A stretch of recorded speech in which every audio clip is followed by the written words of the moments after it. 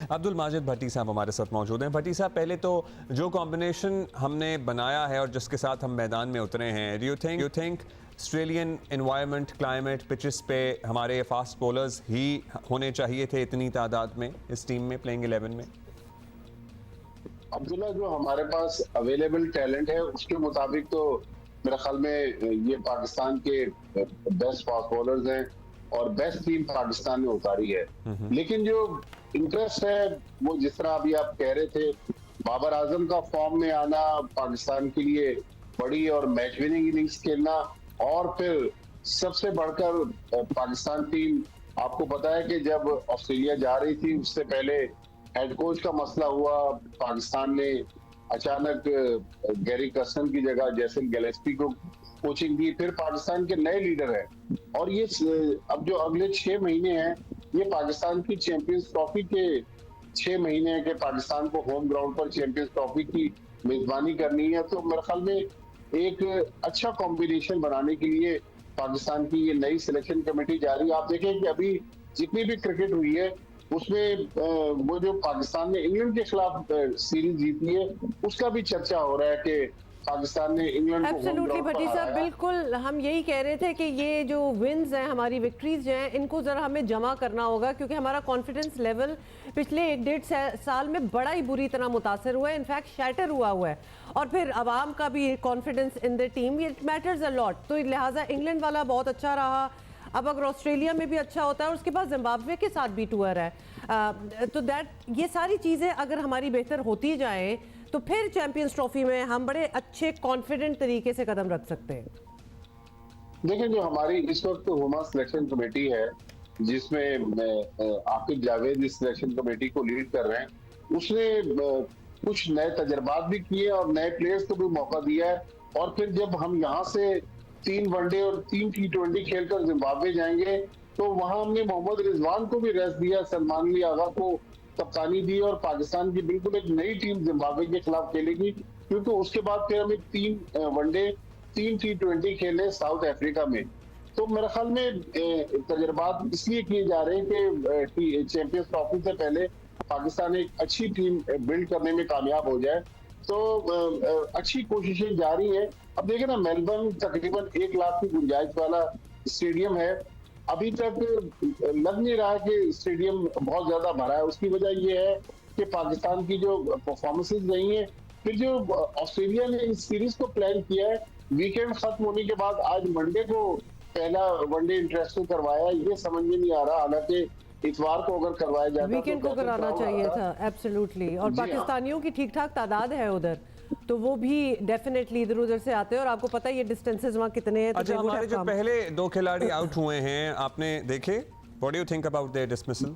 जी हाँ, देखें वो हमारे फास्ट बॉलर तो अच्छे हैं, लेकिन हमारे बैट्समैन जो फास्ट बॉलर के खिलाफ स्ट्रगल कर रहे होते हैं। आप देखें कि मिचेल स्टार्क 140 प्लस की स्पीड से गेंद करवा रहे हैं, साइम अय्यूब वो बॉडी से अवे खेले, इनसाइड एज लगी बोल्ड हो गए। इसी तरह अब्दुल्ला शफीक हालांकि ओपनर हैं, लेकिन वो गेंद की स्पीड को जज नहीं कर सके और इतनी तेजी से गेंद गई कि वो बैट को अपनी गेंद के सामने से नहीं हटा सके और कॉट जॉइंट हो गए। तो वो जो स्पीड का मसला है कि हम पिंडी से खेलकर एकदम मेलबर्न में आए, तो वही हमारे बैट्समैन जो हैं वो स्ट्रगल कर रहे हैं। लेकिन बाबर आजम जिस तरह अभी उन्होंने इनिंग्स शुरू की है और मोहम्मद रिजवान उनके साथ हैं, उम्मीद है कि एक हमारी तमाम तवज्जो का मरकज अभी ये दोनों ही बने हुए हैं। जाहिर है ये हमारे स्टार प्लेयर्स हैं, मतलब right now the captain is playing and साथ बाबर हैं, तो हमारी तो इस वक्त पूरी कंसंट्रेशन इस पे है कि ये दोनों क्या परफॉर्म करेंगे। जी हाँ, बिल्कुल। देखिए, यही आज का इंटरेस्ट भी है। लेकिन एक और जो इंटरेस्टिंग चीज होगी वो इरफान खान नियाजी, मियां वाली से उनका ताल्लुक है, यंगस्टर हैं, अभी चैंपियंस कप में भी उन्होंने सेंचुरी स्कोर की है। तो हमने देखे एक बोल्ड डिसीजन लिया, आमिर जमाल को बाहर बिठाया, इरफान खान नियाजी को हम लेकर आए, तो हम एक नई टीम बिल्ड करने जा रहे हैं। देखते हैं कि ऑस्ट्रेलियन कंडीशन में जो दुनिया की मुश्किल कंडीशन है, ऑस्ट्रेलिया वर्ल्ड चैंपियन है, 1 साल पहले उन्होंने अहमदाबाद में भारत को हराकर वर्ल्ड कप जीता, तो मुश्किल सीरीज जरूर है। लेकिन मुझे उम्मीद है कि पाकिस्तान एक अच्छी टीम बिल्ड करने की कोशिश में हमारे लड़के अच्छी परफॉर्मेंस देंगे। अगर हार भी जाएंगे तो एटलीस्ट लड़कर हारेंगे। अच्छा, हम मिचेल स्टार्क के अभी हम अपने दोनों डिस्पोजल्स की बात कर रहे थे, साइम और अब्दुल्ला के, तो हमारे फास्ट बॉलर्स के भी ब्राइट चांसेस हम हैं समझें, मतलब सेकंड इनिंग तक पिच कैसे बिहेव करेगी, that would be important to, but I think हमारे फास्ट बॉलर्स को सपोर्ट करेगी ये पिच।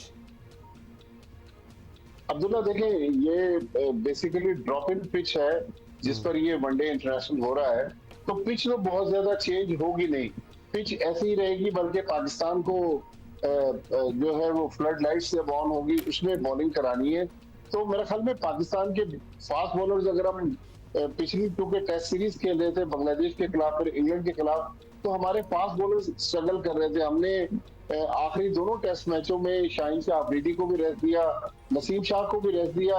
हारिस रऊफ काफी अरसे बाद पाकिस्तान टीम में वापस आए। मोहम्मद हसनैन आपने बताया तकरीबन 21 महीने के बाद उनकी पाकिस्तान टीम में वापसी हुई है।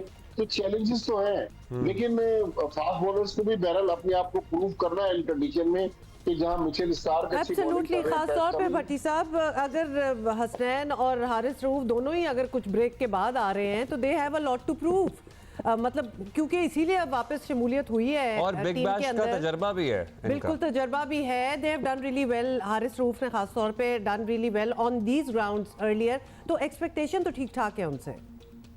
बहुत अच्छी एक्सपेक्टेशंस हैं और मुझे उम्मीद है कि पाकिस्तान के फास्ट बॉलर्स इम्पैक्ट क्रिएट करेंगे, ऑस्ट्रेलिया को टफ टाइम देंगे, क्योंकि ऑस्ट्रेलिया की टीम ज़ाहिर है वर्ल्ड चैंपियन है, होम ग्राउंड पर खेल रही है, लेकिन पाकिस्तान की फास्ट बॉलिंग ऐसी है कि उन्हें टफ टाइम दे सकती है। और हसनैन, हमने अभी चैंपियंस कप में उनको जिस तरह देखा, वो भी 140 की स्पीड से बॉल कर रहे थे, तो मुझे उम्मीद है कि हसनैन भी काफी हफ्ते बाद टीम में वापस आए हैं, वो भी कहीं ना कहीं अपनी धाक जमाने में तो हमारी तो नजरें चले इस पे है, एक और बड़ा इंडियन क्रिकेट फैंस का मेल्टडाउन चल रहा है, आपको पता है इंडिया वाइट वॉश हुआ है न्यूजीलैंड के हाथों। New Zealand, that's true. उस पे भी बड़े इंटरेस्टिंग, मैं आपको जी एक इंटरेस्टिंग कहानी बताऊं कि कल जब post match press conference Mumbai में हो रही थी तो उन्होंने तो धज्जियां उड़ा दी रोहित शर्मा की, लेकिन मुझे एक ही न्यूजीलैंड के जर्नलिस्ट थे, उन्होंने कहा कि भाई हमारे प्लेयर्स को भी आप क्रेडिट दें,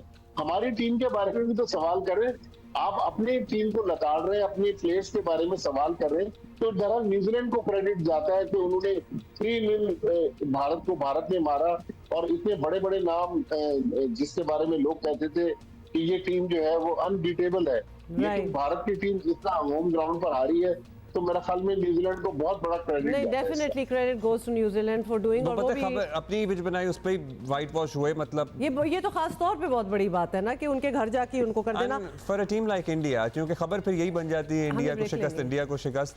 थैंक यू भट्टी साहब। और न्यूजीलैंड की अच्छी कारकर्दगी जो है वो जरा ओवरशैडो हो जाती है खबरों में।